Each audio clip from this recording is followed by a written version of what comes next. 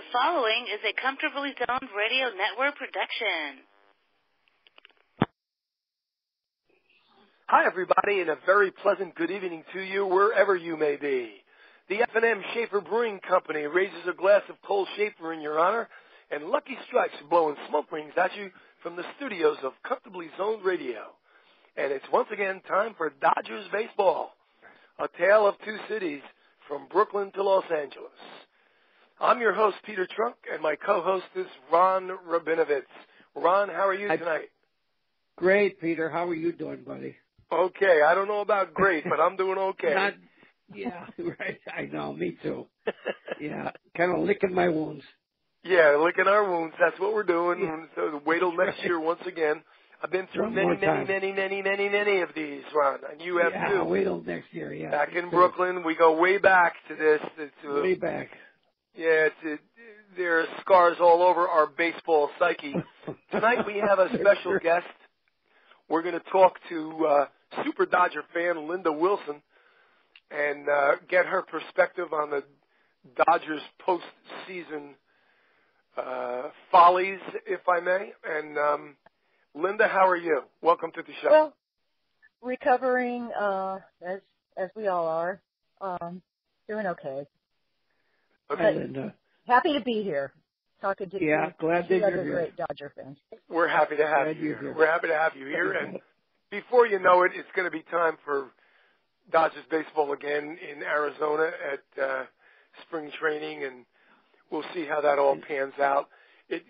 There's so many interesting things, not only about what happened to the Dodgers in the last 3 weeks, but what probably will happen in the immediate future. And by that, I'm talking about who's going to be the outfield, who's going to be in the outfield next year, and just there's so many things. Is Taylor going to come in and play second base? Is Peterson going to go back out in center field? There's so many. But before we get to something like that, let's do what we have to do, even though we don't want to do it, and let's go over the things that have happened to the Dodgers in the last 3 weeks or so.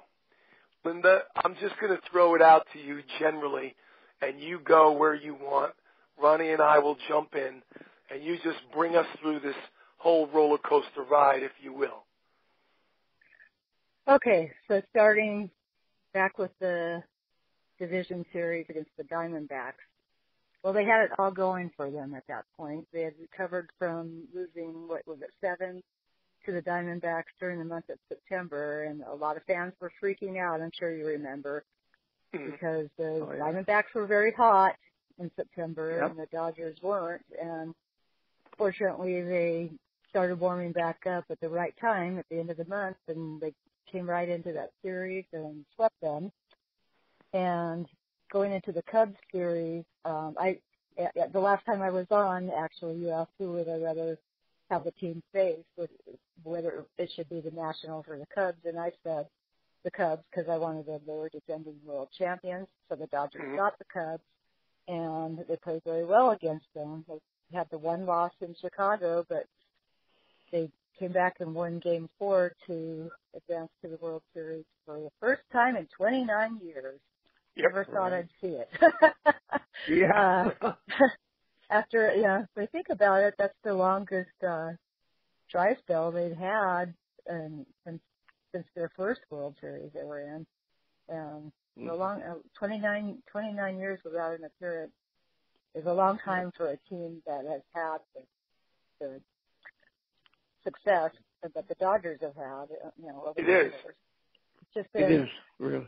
The last 20 years have been very, very rough because of the transition with different ownership groups that weren't necessarily that didn't necessarily have the best interest of the team in mind. And this ownership group, took over 5 years ago, and there's the team in the World Series for the first time in 29 years. They pretty much did, most things right, and, I know there's a lot of second guessing like there is with every team when they lose a big series or a big game, but it's all done now. So all we can do is move forward from here and try to get the team back next year and have a chance to move forward and actually win the title. And you can't complain about a 7-game series because let's face it, most teams would have rather been playing in the World Series and sitting home watching it, and most teams would have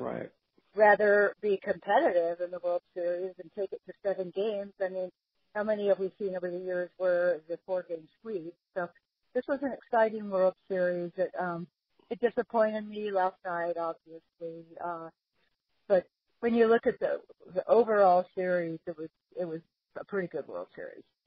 From a baseball perspective, not just from a specific fan perspective. Yes, it was exciting. It was really something. It really was. Yes.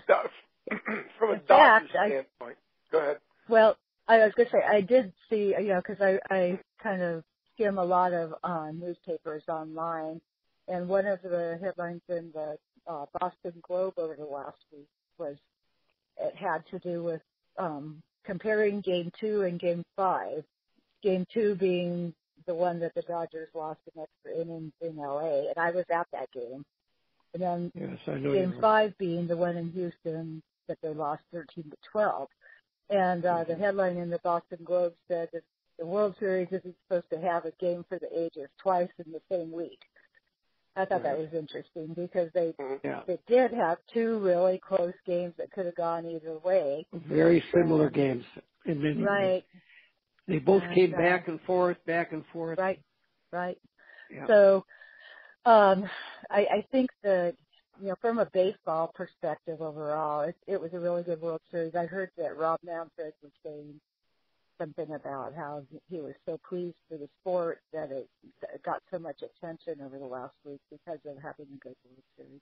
And you always want that as a baseball fan. You always want a good World Series. So, sure. I was pleased with it from that standpoint. Obviously, not pleased from the Dodgers standpoint.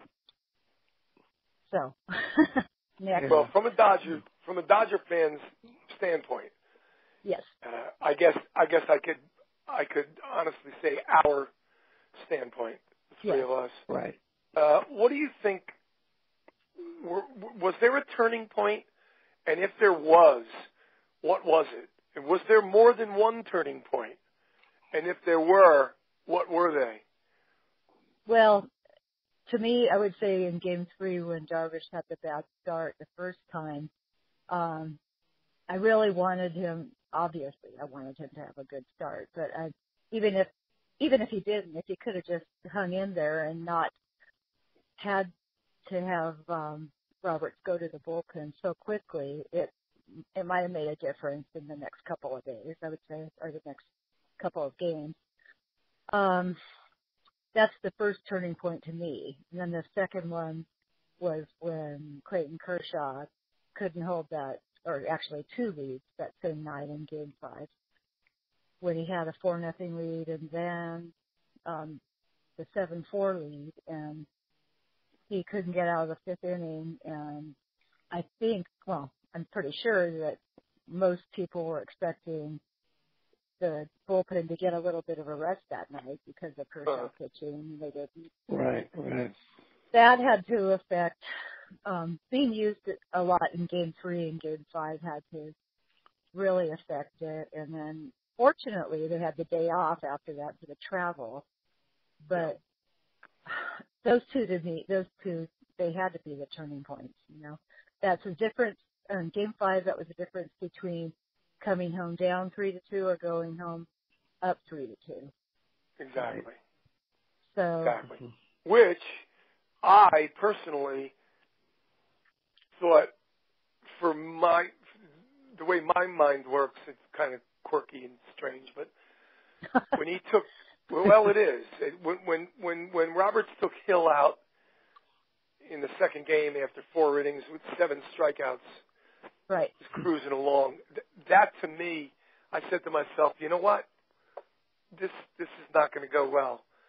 I was very confident going into the World Series and very confident after Game 1. And I told my wife, I said, they go to Chicago, They're going to go to Chicago up 2-0.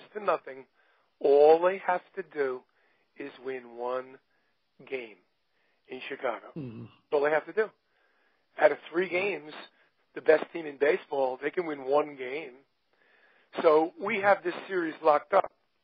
Little did I know that they were going to lose Game 2. Game 2, to me, I lost the most sleep, including Game 7. I lost the most sleep after Game 2. Uh-huh. I could not fathom that they – not only couldn't I fathom that they lost, but I couldn't really, in the heart of my hearts, the deepest part of my baseball heart, I didn't think they could recover from that. I said they lose in front of 53,000 fans in L.A. where they should have won that game. This is not going to work out. It was a crushing loss. It was a crushing loss. It was a crushing loss because Houston is a very, very good team. It wasn't like some weirdo team got lucky and got into the World Series. Right. Houston there were no wild card teams. But no, not at all. We had 2 100-plus win teams, 2 teams that won over 100 games, and you don't see that happening very much.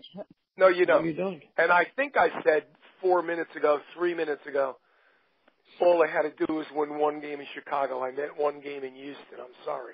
I Houston. sorry. But when they lost that second game, and I walked the dog in the still of the night, good name for a song. When I walked the dog in the still of the night, I was looking up at the moon and stuff, and I was thinking to myself, and I always talk to myself when I walk my dog at night. Maybe not during the daytime, but at nighttime I always talk to myself. And normally it's about the Dodgers.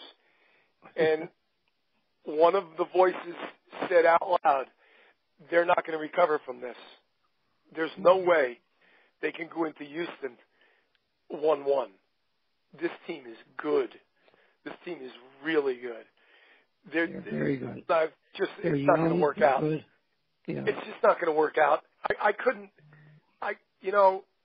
I have learned over this past year to both like and admire Dave Roberts. Me too. But now I think, here's what I think. Not that there's in-game finagling. I'm not so sure about in-game finagling. But certainly post and pre-game finagling by the front office. I think Dave Roberts is a yes man. Well, I think that's pretty much what they had to have. Yeah, they hired him because he was going to be a yes man, and he yes them to death, and he got talked into a lot of things, not the least of which was you have to start the guy that we broke our balls to get at the trading deadline, Yu Darvish. You're going to have to start that guy in Game 7. He overused this is again my opinion. He overused to such a degree that it actually had me howling at the television set. Both Morrow and Jansen. He pulled this is all opinion. I didn't read it anywhere. Nobody told me to say this. Right. He did what I thought Joe Madden almost did last year in the World Series, and that was blow it by trying to reinvent the wheel when Madden was bringing in his closer and asking him for ridiculous things to do, to stand on his head and yodel and speak Chinese and then there was a Hebrew one game where upside down and backwards. We didn't need just too much stuff. Too much had stuff. A big lead, Peter. That one game where we had a big lead, there was no Ronnie, reason to bring in Jensen. Right. Here's the deal. They're winning 6-1. You bring in Jansen? No good. In a 6-1 game. Why? Why do you bring him in? Right. Here's the deal. I always heard this, and I'm sure Linda heard it. I'm sure, Ronnie, you've heard it. I always heard that the best way to manage a team, one of the best ways, and one of the most important ways, is everyone knows what their job is. Right. Everyone knows what is expected of them. Whether they like it or they don't like it, they have a job to do, and they know what that job is. Okay? Right. Andre Ethier is a case in point. Chase Utley would be another case in point. They know what their job is or what their job isn't. And when you start asking guys, Brandon Morrow and Kenley Jansen, to do things that you didn't ask them to do ever before, and I know you can say it, it's the World Series, you got to step up. I don't buy that. You got to do the job. You got to be expected to do the job that you're expected to do all season long, from March until November 1st. To jump out of that and ask somebody in the biggest spot in the world in their career to do something outside of that, when that works, you're a genius and everybody thinks you're great. I don't, but majority of people do. Like Madden, like people are going, Madden is so smart. Yeah, Madden's not smart.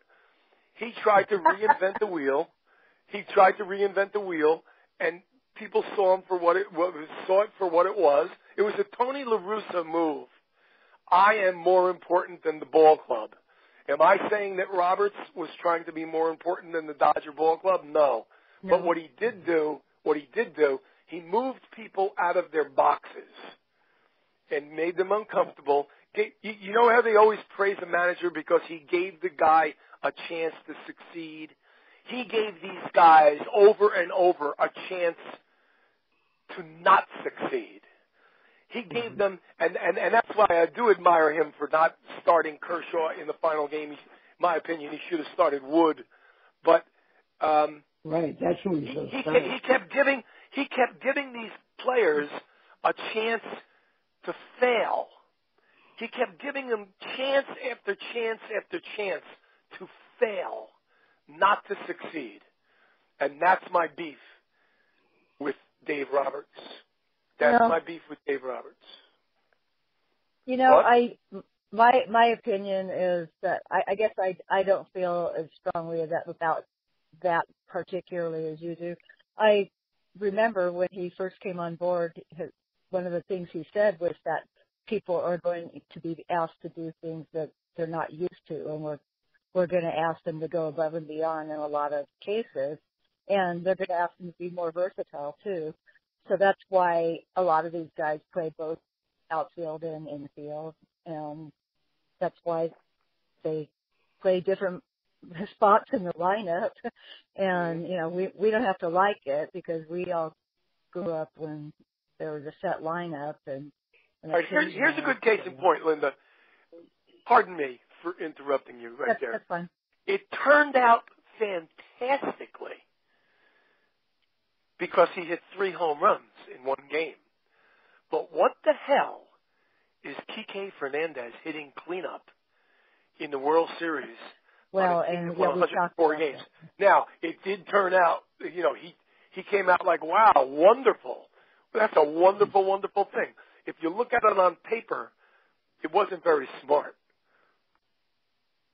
Kike Hernandez. Well, you know, they're doing these things through all their, you know, computer-fed information. So if they're looking at it on paper, it's definitely computer paper. Yeah. True. That's very true. Yeah. And I think Seager and Quinn, Turner and Bellinger had a terrible series.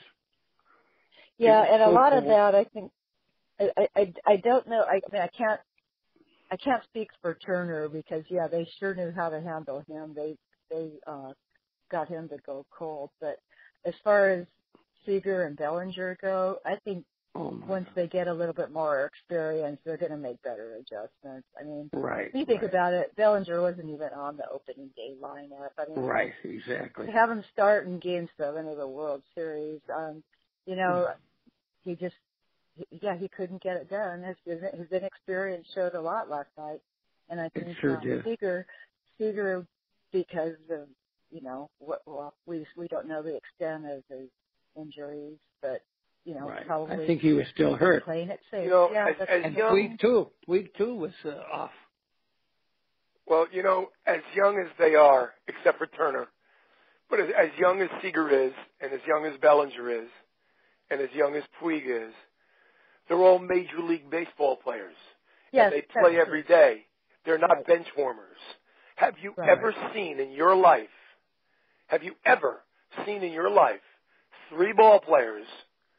three regular ball players on a team that won 104 games look at so many strikes and swing at so many balls in your entire life?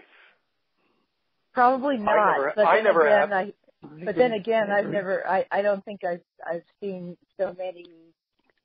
Well, I shouldn't say so many. The top two hitters on the team, other than Turner or Seager and Bellinger. I don't think that I've seen so much inexperience in a World Series show up at once.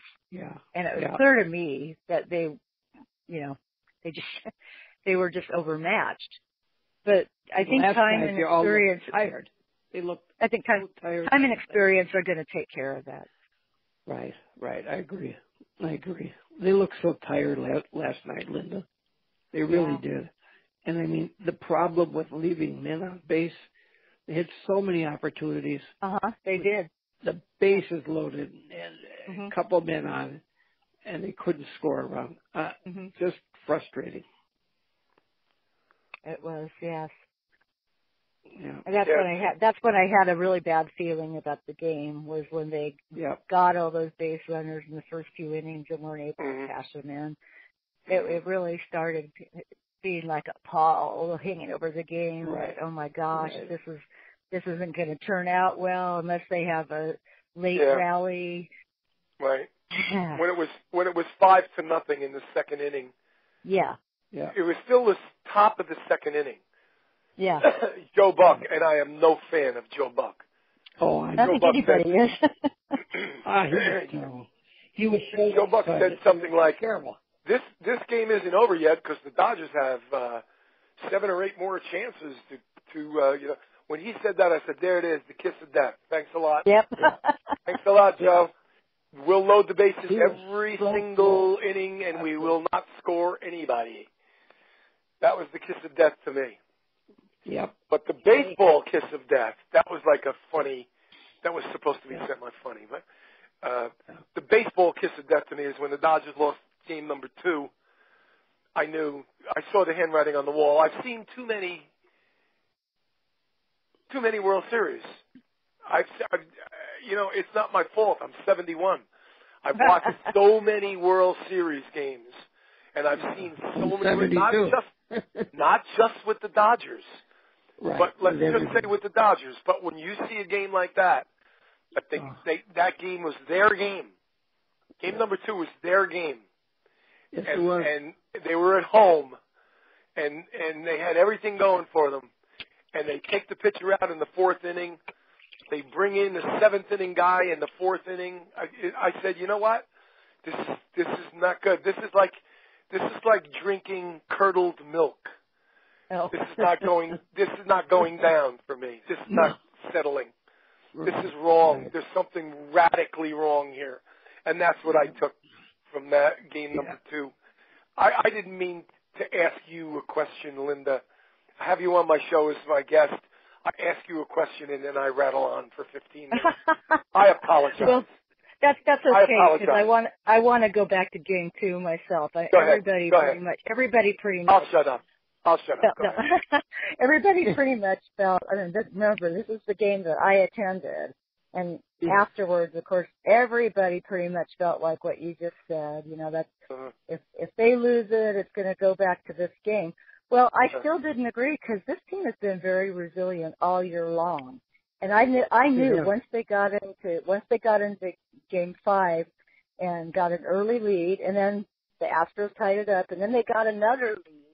I said, you know what? This is the one that should be our game. This game should send the Dodgers home 3-2, but it just didn't happen that way.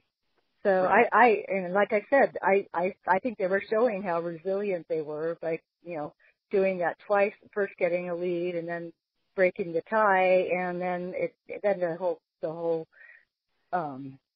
the whole game just got completely out of hand after that. Right. You know, Right. so for it to go on so long and have so many runs scored was pretty crazy.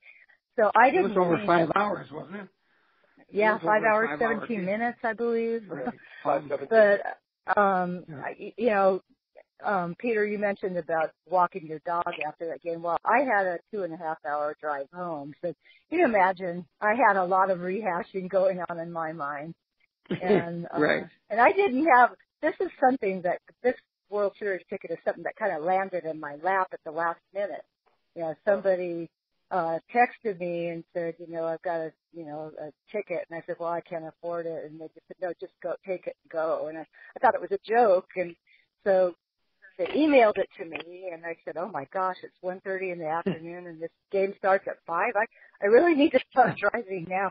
So I told my boss what happened, and I said, sorry, I got to leave early. So I got into the stadium at 5:01 for a 5:15 start, and I was I was afraid I was not. And thankfully I got there in time to see Vin's first ceremonial first pitch, which was great. Fabulous? Yeah.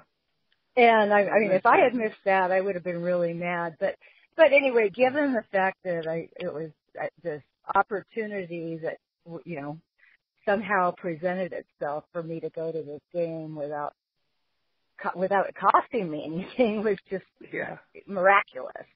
So in the end, I was glad I went no matter what. But it left a sour taste all that drive home because you're thinking, oh my gosh, I could be driving home celebrating a Game 2 win. And usually when the Dodgers have the lead this late, their bullpen is impeccable and it won't surrender the lead. And so you're right. Everybody was pretty much out of roll, but I still had an okay feeling because going into the weekend. Okay, I didn't expect Darvish to have such a short start, but the fact is they came back and won the next day and tied up the series again, and they could have gone up 3-2. So it's not just to me. It's not just any one game. It's just the way all of it played out together. And, as we all know, there's just a lot of second guessing going on today. But what are you going to do? Right. You have to move on. Yeah, we do. That's right. That's right. We have to move on. But and who do you think will be gone next year and who will stay? What do you think?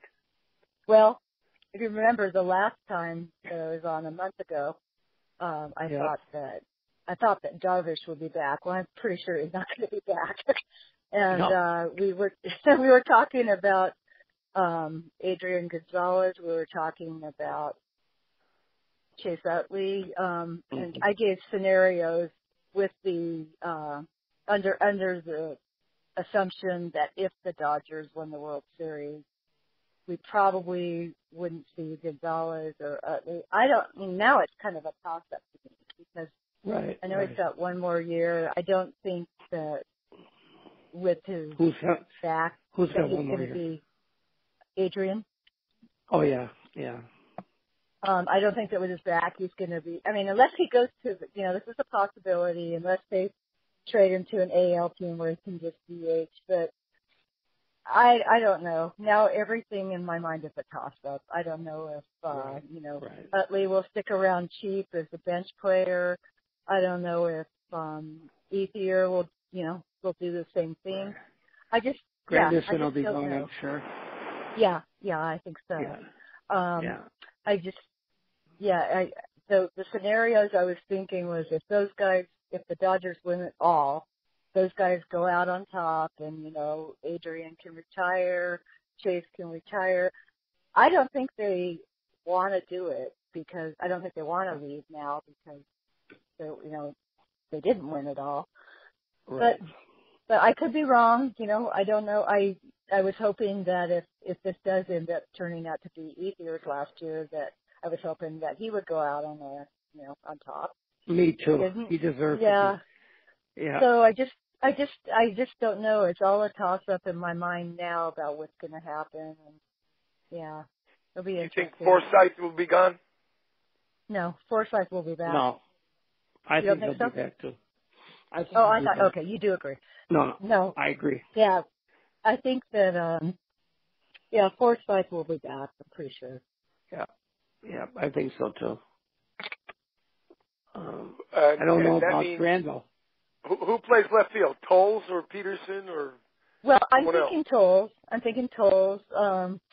Look how much Tolles has impressed us over the last 2 years, and he hasn't had like 2 full seasons. But I see good things for Tolles in the future. Yes, I do too. Has anybody heard anything about how he's recuperating or how he's coming? I haven't lately. I haven't heard a peep. Yeah. I don't know.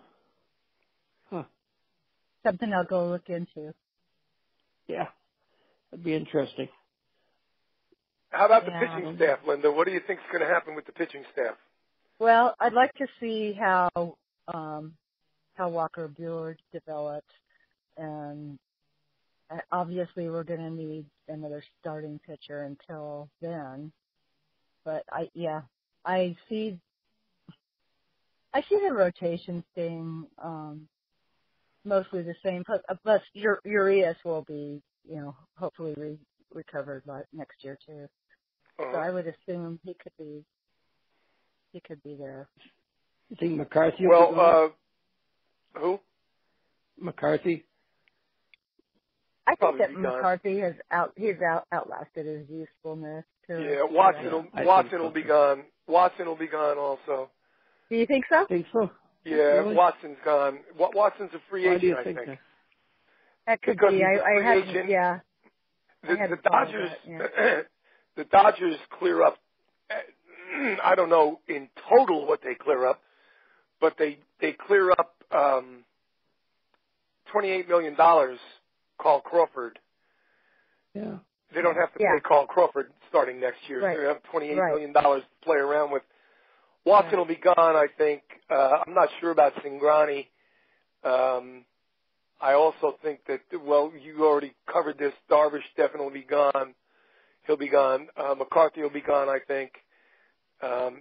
Urias will be back, hopefully. Buehler is you can't really bank on Urias or Buehler until they prove that they're healthy. Right. And they're they're gonna do something. What's his face is gone too. Brandon Morrow's gone. You think so? Yeah, he's gone. I hate to see the gonna makeup of the bullpen change that much, though. Why do you think Morrow's going to sign a huge deal somewhere? You don't think the Dodgers a deal that the Dodgers are not willing to do? I don't know. I hope you're wrong. The Dodgers, I hope you're wrong too. If I were the Dodgers front office, I wouldn't want to let Morrow go.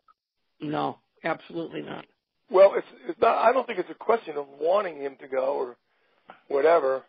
Watson will probably go to the Blue Jays. They're interested in him. What about Honeycutt? What's going to happen there? Well, he might not be back.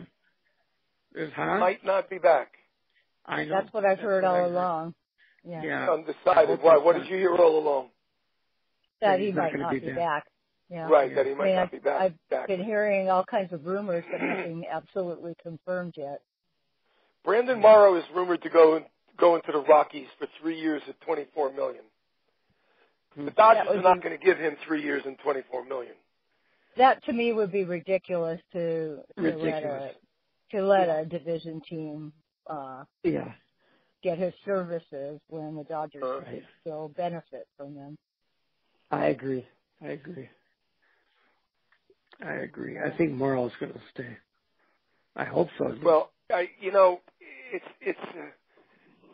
it's weird because Morrow might not want to be a wingman. A setup guy. I think Morrow wants to be a closer. Closer. Yeah. And he wants closer money. He wants it before he gets too old. Mm-hmm. I don't see the Dodgers retaining him unless they throw stupid money at him.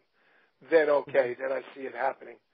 but I don't think Friedman and company are going to overpay, even for Morrow.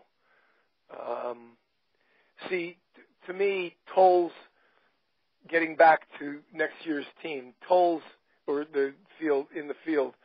Toll's is an unknown because even though he's shown us flashes of brilliance, if I'm not mistaken, he broke a leg, right? Yes. Yeah. Well, you look what happened to Bobby Valentine after he broke a leg. You know, that could be. That could he's happen still to questionable, no question. He's definitely questionable. In my eyes. Bueller and Urias are questionable in my eyes too. Right. And without Morrow there, and with the improvement of the Diamondbacks and the Rockies, and I don't think the Giants will be that crummy next year. But even if they are, the Diamondbacks are the team to watch out for. Yep. I know it's extremely early, but I wouldn't be going to Vegas and putting my money down on the Dodgers winning their 6th straight division title.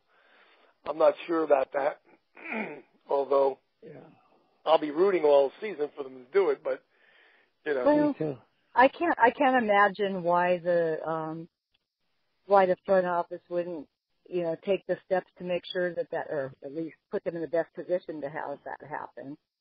Yeah. I would. Yeah, well, you know, I'm an admirer of the Dodger front office.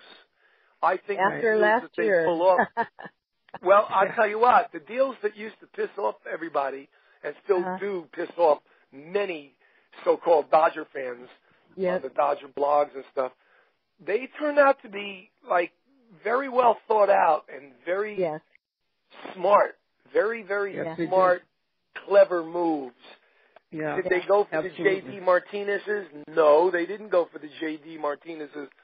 But they got these guys that just, you know, they went to Oklahoma City. They played there, or they pitched there, or whatever they did. They waited. They got the call. They delivered the goods. These are all very clever, smart moves, like almost under the radar moves that drew a lot of criticism from people who wanted names. They wanted names. Right. They wanted, and I remember. They wanted the Mickey Mantles. They wanted the Duke Snyders. They wanted the Willie Mays. They wanted the name guys. Right. Exactly. But front office, these guys turned out pretty Dodgers front office doesn't work that way. No. Dodgers front office does not work that way, or they haven't. Let's put it like that. And we had a lot of discussions about that last season, if you remember. Yeah. Right. Yeah. So. Yes, we did. Well, you know, what can I say? What can anybody say? They made it to the World Series. You know what? If somebody said March 10th last year, I can't guarantee anything, but I can guarantee they'll get to the World Series. Will you sign this? I would have signed it. Yeah. Okay. Me too. I would have signed it definitely. Just get to the World Series, get in there, see what happens. Most of the time, it's a crapshoot, whatever. Yeah. But according to Vegas, the Dodgers are the favorite for 18. Yeah, they are. They're 5-1 already. They're. I wonder how they can do that, not knowing what's going to happen in the offseason. What's going to happen? Who's going to be there? Who's not? Yeah. Going to be there. Well, the odds change. See, that's the beauty of Vegas. They change. Or any place that books. Yeah. You know, they change the odds. Right now, if you wanted to bet the Dodgers to win everything next year, they're 5-1. The closest team to them is 6-1. I forget who it is. I don't know. I forget. Well, Houston is probably right up there. I don't know. I looked at it an hour and a half before we came on the air, and I can't remember for the life of me who's 6-1 in second place. I don't think it was Houston, though. I don't think it was Houston. I'm not sure. I wouldn't. I just can't. I can't rely on my memory. I know the Dodgers are favored already, so it's 5-1 now. That could change. Depending on who retires, who doesn't retire, who gets signed, who they keep, who gets injured in the off season, who gets in an automobile accident, who gets arrested for statutory rape or whatever. You know, things change. week well, to week. and how the rest of the division improved too, not just how the Dodgers are affected, but how is the competition going to be affected? So there's way too many question marks right now for me to even really think about next season yet. Yeah, well, remember, we're having this show on November the 2nd.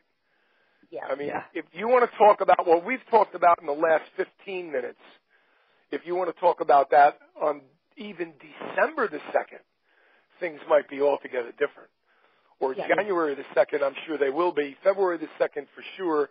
March the 2nd, positively. Absolutely. And it's going to be all together different. I mean, you know. Mm-hmm. Right. I mean, Kershaw will be there, and that's about it. You think Grandal will come back, Linda? You know what?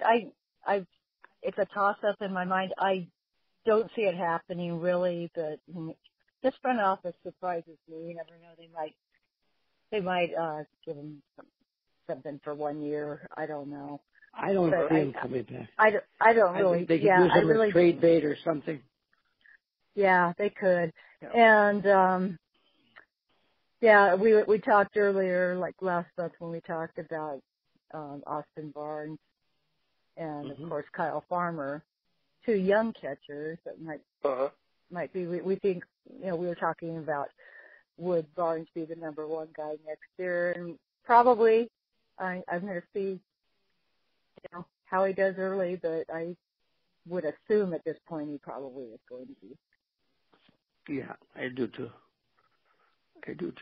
Yeah, well, like we just finished talking about, it's November 2nd. So it's like exactly. All of the stuff that we're talking about now is semi-foolish because it's so far away. Right. But, Roberts it does look that way. It does look that way. Will Roberts be back? Of course. They love Roberts. Yeah, I think so too. They love him. Yeah. They love him. This guy, and this guy has done more with this team over 2 years than Mattingly did in 3 years. Yeah. Absolutely. Yeah. I think the players really like playing for him, but yes, they do. I'm impressed with what he's been able to do, but it's taken some getting used to just for all the unorthodox things that we see that we don't expect that he pulls off. But a lot of them have worked. Let's face it, a lot of things that we all questioned early, ended up working in their favor. So true. Right. That's true. Exactly. That's very true. That's true. Yeah, I learn every week that I was wrong the week before, but that's what keeps me interested. Exactly. That's what keeps me interested. That's right. If I was right all the time, I would get bored very easily, very fast. That's right. And I'd be watching hockey instead, Yeah, right. So it's always fun. It's always fun to I'm not so sure I like to go so far as the majority of our Facebook friends who they just go off the deep end. Yes. I don't want to mention any guy's name or girl's name on the broadcast, but there are some people when the Dodgers lose the game, they'll never win again.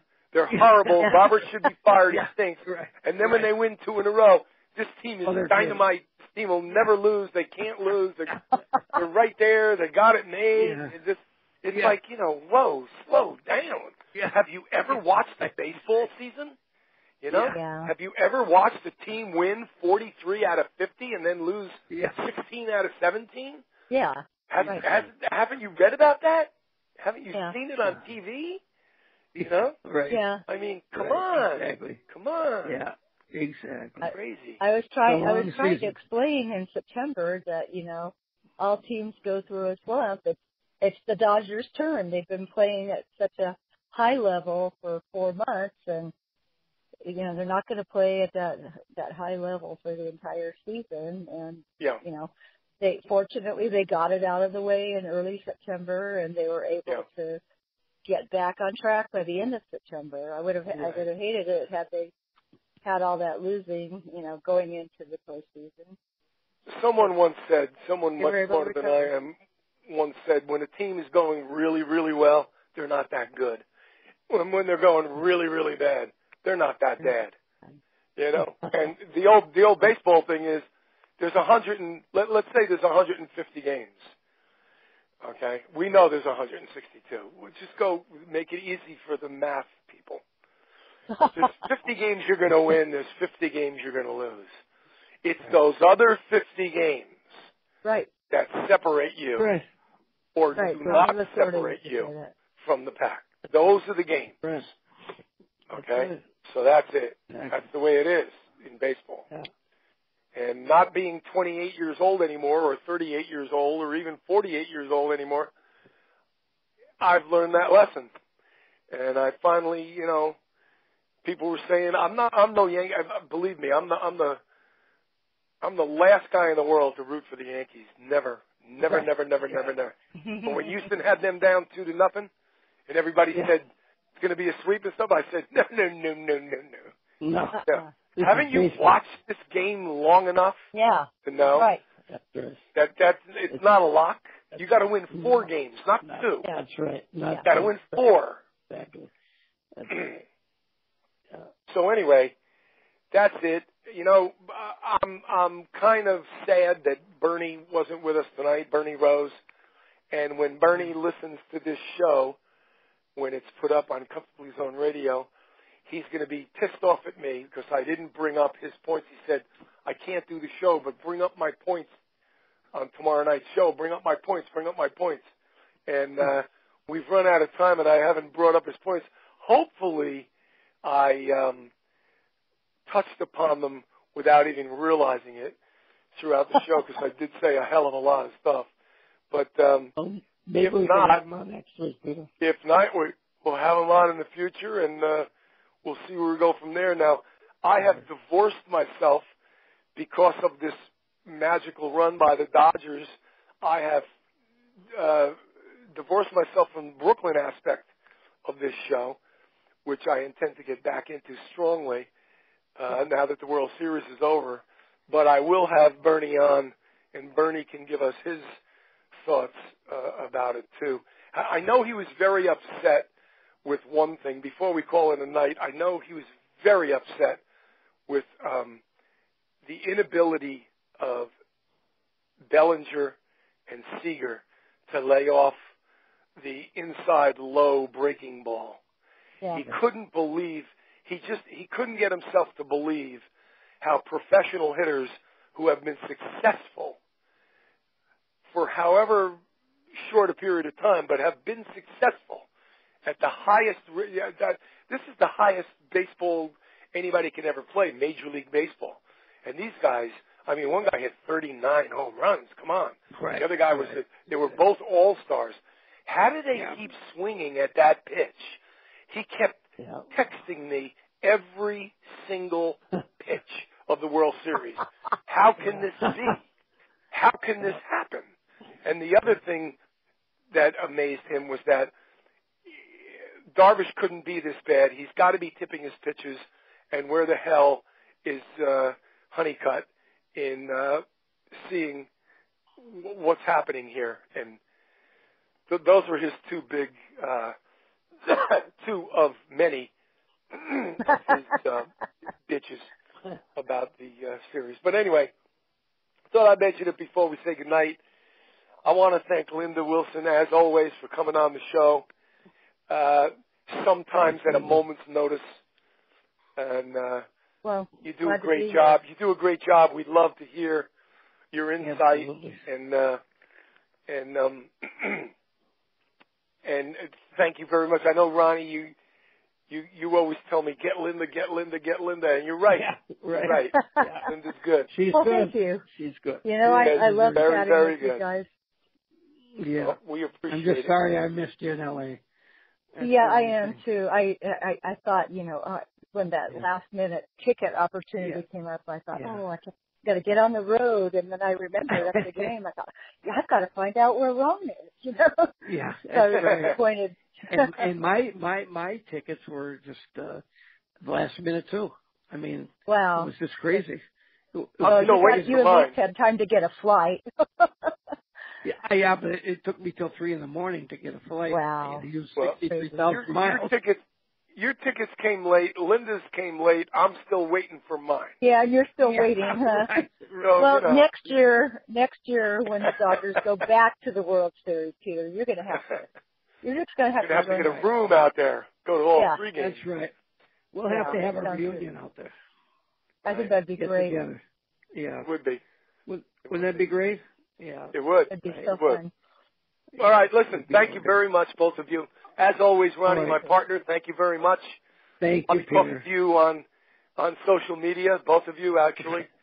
And thank you for a good show, and I bid you a fond good night.